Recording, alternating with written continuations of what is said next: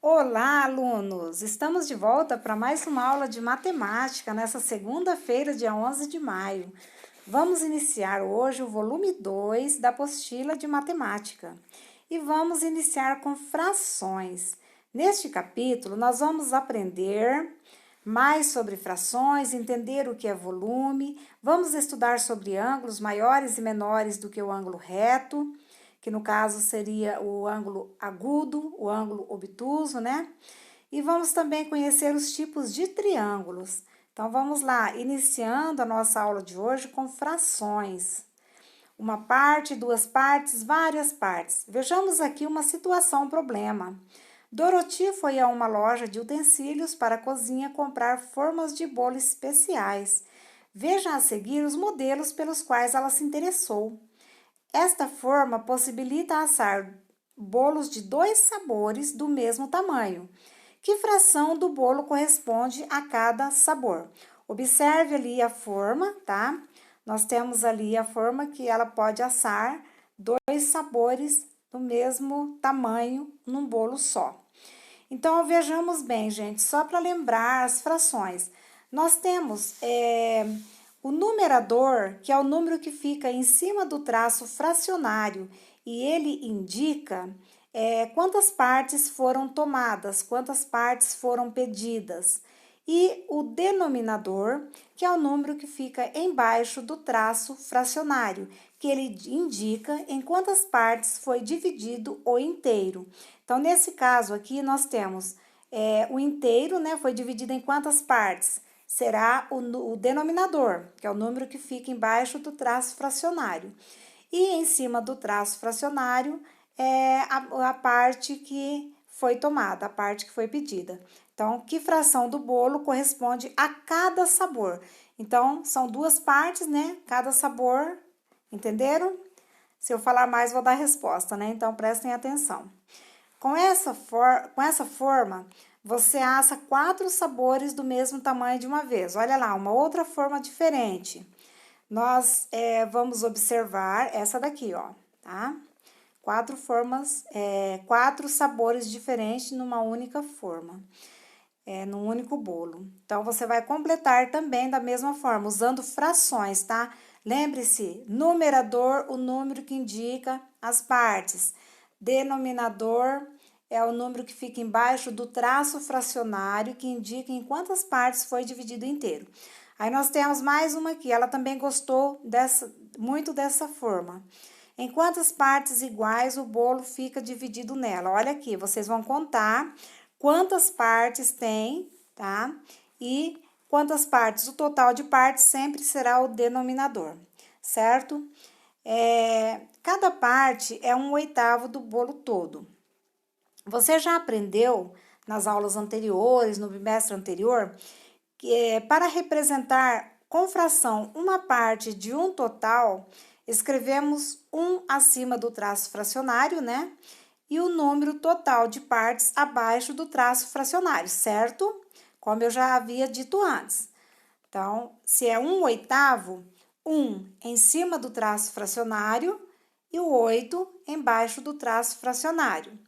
Então, escreva a fração 1/8 aqui, tá bem explicadinho, né? Dorothy fez um bolo de 4 sabores na forma repartida em oitavos. Quantas partes do bolo ela fez de cada sabor? Então, veja bem aí a fração, observe, né? Observe aqui a representação da imagem e coloque a resposta. Para representar as partes do bolo que corresponde ao sabor de chocolate, podemos escrever a fração 2/8. Estão vendo ali? Por que 2/8? Porque 8, gente, é o total de partes que foi dividido inteiro. E 2 representa a parte de bolo de chocolate. Deu para entender? Então, assim, a parte total sempre vai ser o denominador, o número que fica embaixo do traço fracionário.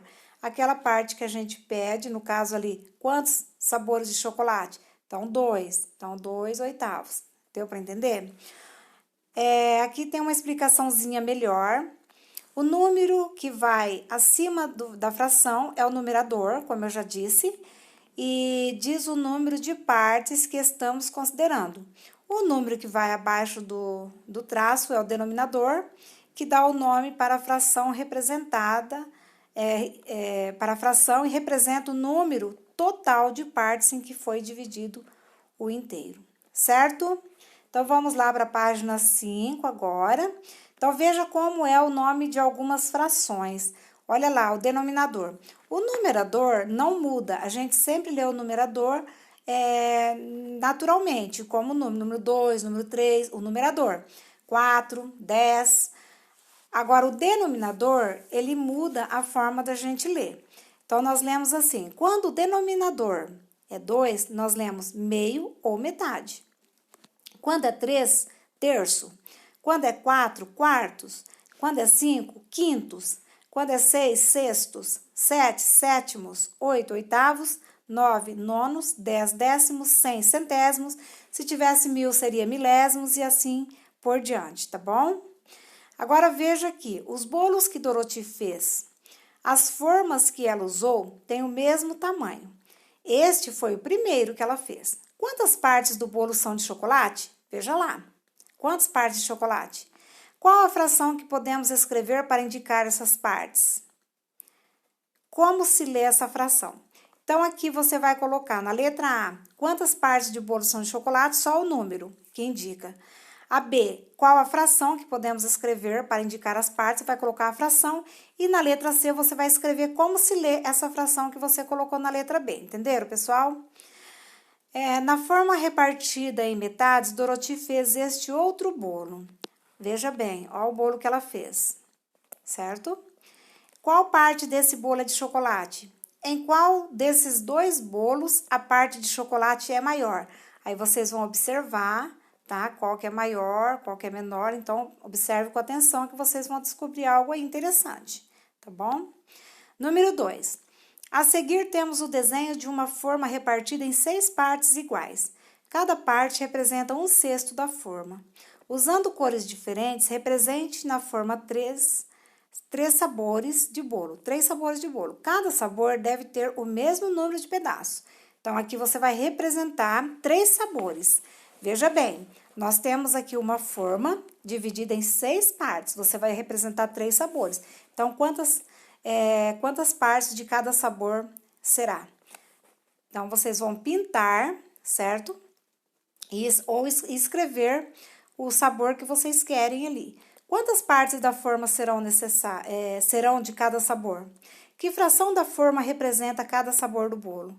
Então, veja com atenção e pinte, escreva o nome do sabor que vocês desejam e complete aí com a fração, ok? Agora, nós vamos para a página 6, tá? Um prato saudável deve ter uma variedade de alimentos e cores. Então, veja bem aqui. Vocês vão ler com bastante atenção essa imagem, faça a leitura de imagem aqui, tá? Faça a leitura também da fração, que representa aqui, ó, verduras, legumes, as proteínas, carboidratos e grãos. Aí, vocês façam a leitura aqui e depois vão representar, ó, letra A. A parte com verduras e legumes representa que parte do prato todo? Escreva a fração e pinte no círculo essa parte. Então, você vai escrever qual a fração e pintar aqui dentro do círculo essa parte, certo? Podemos dizer que a parte com carboidratos representa a metade da metade do prato todo? Será que representa a metade da metade? Os carboidratos? Veja bem, observe a imagem e pinte, tá bom? Escreva a fração e pinte no círculo essa parte. Agora, use o círculo ao lado para representar como é seu prato na hora do almoço. Aqui você vai usar o seu prato, você vai colocar como se fosse o seu prato, aquilo que você come na hora do almoço, certo? Represente aqui as partezinhas, pode dividir esse círculo, tá? E colocar o nome do alimento que você come durante o almoço, certo? Aí, na página 7, pinte de verde 2 das 3 partes iguais de cada figura. Ó, pinte de verde 2 das 3 partes iguais de cada figura, certo? Aí, você vai responder qual fração você pintou em cada figura. Como se lê essa fração? Número 5. Todos esses retângulos são de mesmo tamanho e foram divididos em 10 partes iguais. Para cada um deles, escreva a fração que representa a parte pintada e que representa a parte que ficou em branco. Olha lá, vocês vão colocar ali a parte pintada, certo? Em forma de fração e a parte em branco. Estão entendendo? Depois ali na letra B a mesma coisa, letra C e letra D. Aí respondendo aqui embaixo, em qual item foi pintada a maior fração do todo e a menor? Em qual delas foi pintada a maior fração do todo e qual delas foi a menor? Em qual item ficou em branco a maior fração? E qual item ficou em branco a menor fração? Certo, gente? Estão entendendo? E agora aqui, para encerrar a nossa aula de hoje, que relações é possível observar nas duas respostas anteriores? Então, você vai colocar qual é a relação que podemos observar nessas respostas anteriores, certo? Então, façam tudo com atenção até o exercício número 5 da página 7 e depois a gente volta na próxima aula para continuar e fazer a correção, tá? Façam com bastante atenção, tenham um bom dia e que Deus abençoe a todos. Um beijo.